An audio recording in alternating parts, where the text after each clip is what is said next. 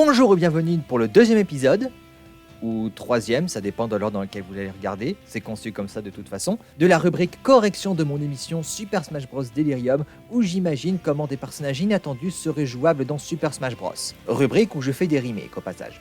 Si vous me suivez, vous savez que depuis bientôt 3 ans, j'avais fait un moveset consacré à Elphiline et Mistigriff de Kirby et le Monde Oublié. Le concept était que le joueur contrôle Mistigriff et que Elphiline utilise ses pouvoirs psychiques pour améliorer ses attaques. Pourquoi une idée pareille ? Eh bien, il faut poser la question à Elphiline. Au début, je voulais faire un moveset pour lui, mais je ne suis pas arrivé à en créer un qui me satisfaisait. Du coup, j'avais opté pour un plan B et je l'ai fait s'associer à un autre personnage iconique de Kirby et le Monde Oublié. Et c'est pas un mal, honnêtement, la combinaison des deux personnages va bien ensemble. Et bon, cet original avec quand même quelques petites fautes, mais la base reste solide. Alors pourquoi je parle de ça ? Parce qu'après 3 ans de réflexion, j'ai enfin réussi à créer un moveset solo pour Elphiline qui me satisfaisait. Donc quoi de mieux que vous le présenter ? Mais ce nouveau concept implique, de toute évidence, que je vais devoir abandonner Mistigriff. Et c'est le cas.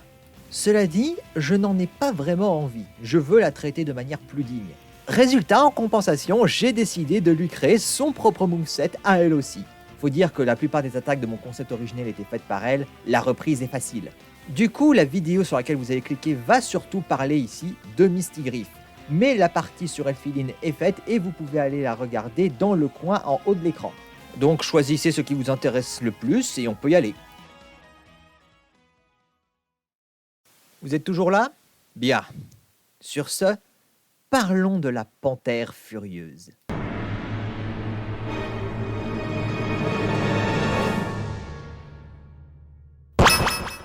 Misty, ou comment on l'appelle durant la majeure partie du jeu, Mistigriff. Cette léopard fait partie du principal groupe d'antagonistes de Kirby et le Monde Oublié, la meute des bêtes. Elle est même la seconde du chef, Léogar, alias Léo. Ce dernier a formé la meute, principalement composée des animaux qui habitent ce monde abandonné, alors qu'il commençait à se comporter de façon de plus en plus étrange, à parler une langue que Misty ne comprenait pas et à s'intéresser aux ruines d'un laboratoire nommé Découvria. Inquiète mais ne sachant pas quoi faire, Misty s'est contentée de suivre les obsessions de Léogar, se mettant souvent sur la route de Kirby et Elphiline et tentant de capturer ce dernier pour des raisons que Léogar gardait secrets. À la fin de cette aventure, il s'est révélé que la meute a été bernée, que Léo a été manipulé et capturé dans une autre dimension. Ce qui déclenche alors le post-game motivé par Misty qui rêve de retrouver Léo. Aventure au bout de laquelle Kirby, Elphiline et le reste de la meute s'est réconcilié. Depuis, Misty est l'un des 4 éléments les plus référencés de Kirby et le Monde Oublié, avec Elphiline, Léo et les transmorphisations de Kirby.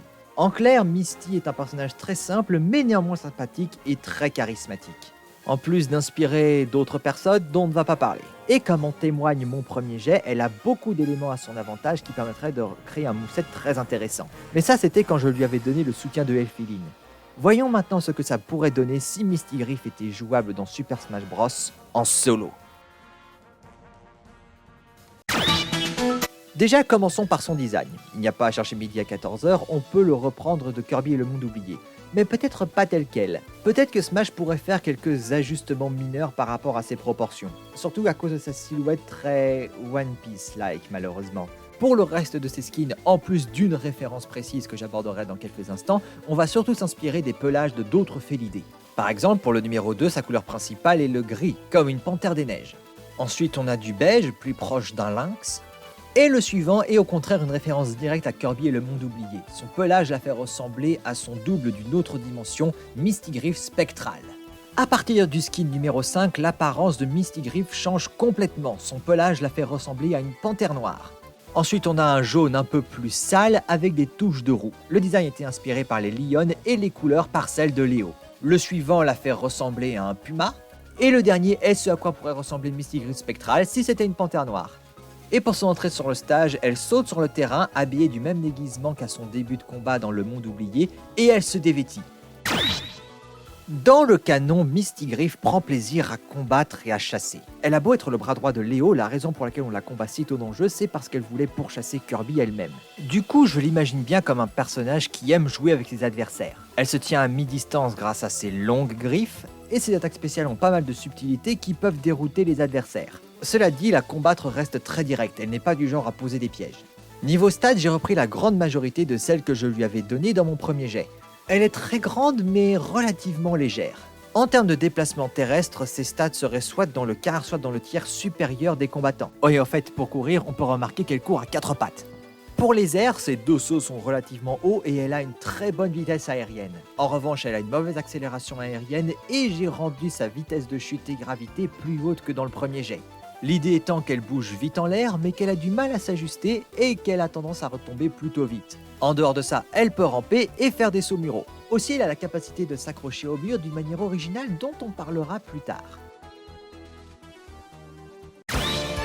Pour ses attaques, on a beaucoup de reprises de mon concept original. En même temps, il lui colle encore aujourd'hui. Et pour le reste, c'est facile à extrapoler. Mistigriff a tout ce qu'il faut pour combattre. Son direct est son attaque de base en 3 coups. Un coup de la patte gauche suivi d'un coup de la patte droite avant de finir avec un coup en croix avec les 2 pattes qui vont vers l'extérieur. A contrario, son attaque côté est un coup en croix où les pattes vont vers l'intérieur. L'attaque haut est ce qu'on appelle un scorpion kick. Pour son attaque bas, elle se jette au sol et frappe sa cible avec ses 2 pattes, comme un chat qui essaye d'attraper une proie. A noter que cette attaque la fait un peu avancer. Et pour son attaque de course, elle bondit vers l'avant.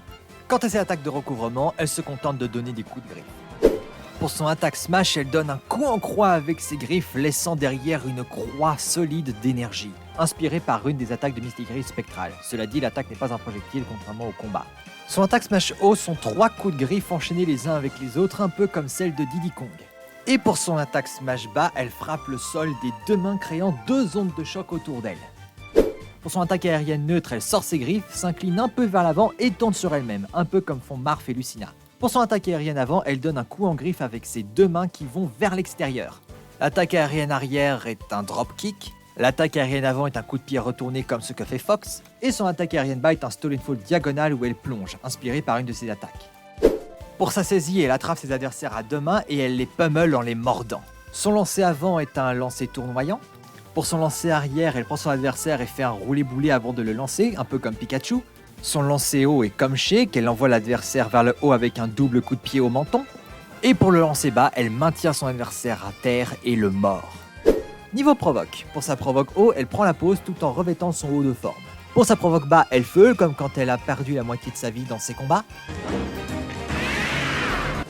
Et pour sa provoque côté, des Wafi, les principales troupes de la meute des bêtes, apparaissent autour d'elle, l'applaudissent tandis qu'elle tire sa révérence. Aux attaques spéciales maintenant. Elles sont toutes reprises du premier jet, logique vu comment je l'avais conçu à l'origine. Cela dit, la plupart occupent désormais des places différentes par rapport à ce dernier, et donc fonctionnant différemment. Attaquons-les tout de suite si ça ne vous dérange pas.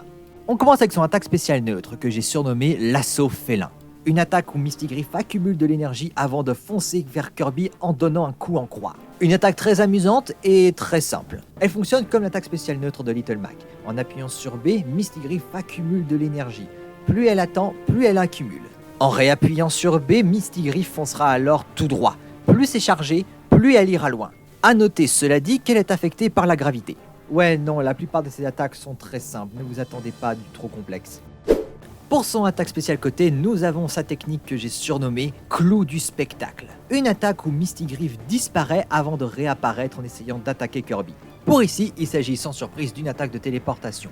On n'en voit pas tous les jours en tant qu'attaque spéciale côté. En termes de fonctionnement, elle est identique à celle de Meta Knight. Mistigriff disparaît avant de réapparaître à une certaine distance dans une direction choisie avec le joystick. En maintenant B enfoncé tout du long, quand elle réapparaîtra, elle donnera des coups de griffe autour d'elle. Et c'est tout. Ah oui, non, on enchaîne. L'attaque spéciale haut est la seule qui n'a pas changé de place par rapport au premier jet. Il s'agit de la technique nommée Track. Comme dans le monde oublié, Mistigriff bondit haut et vers l'avant avant de retomber lourdement sur le sol, provoquant des ondes de choc autour d'elle. Autrement dit, une attaque spéciale haut classique avec un Stolen Fall intégré, différent de celle qu'elle a en attaque normale vu qu'il est rectiligne. Et enfin, l'attaque spéciale bas, la plus unique de ce moveset, mais néanmoins attendue. Pour cette dernière, Mistigriff utilise les mêmes épées qu'elle lance sur Kirby dans ses combats. Et de facto, elle les utilise toujours en tant que projectile. En appuyant sur B, Mistigriff commence à dégainer des épées dans sa main. Plus on attend, plus elle en a. Et quand elle a atteint le maximum, elle conserve la charge à utiliser pour plus tard. Et comme les autres projectiles chargeables, en appuyant sur les gâchettes de bouclier, on peut interrompre la charge pour la reprendre plus tard. Ainsi, en refaisant B-bas pendant la charge ou une fois qu'elle est finie, et Mistigriff lancera toutes les épées qu'elle a accumulées. Elles volent toujours tout droit. Étant évidemment beaucoup plus grandes que des aiguilles, elles font bien plus mal. Cependant, elles n'ont pas les propriétés transcendantales de l'attaque de Chic. Cela dit, il y a un détail très important à savoir, sa trajectoire peut changer. Quand Mistigriff lance ses lames en l'air, elle les lancera toujours en diagonale vers le bas, le lancer interrompant sa chute d'un bond. Cela dit, il y a un autre endroit d'où Mistigriff peut les lancer en diagonale, les murs. Car il y a un petit détail dont j'ai oublié de parler. Vous vous souvenez quand j'ai dit que Mistigriff pouvait s'accrocher au mur d'une manière spéciale?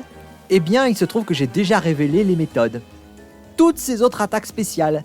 Ainsi, si les attaques spéciales neutres, côté ou haut de Mistigriff rentrent en contact avec un mur, elle s'y accrochera automatiquement, lui permettant ainsi d'utiliser son attaque spéciale bas de la sorte depuis son perchoir. Simple mais néanmoins surprenant et très intéressant. Et c'est en effet ce qui correspond le mieux à Mistigriff, très direct mais pas dénué de tours dans son sac.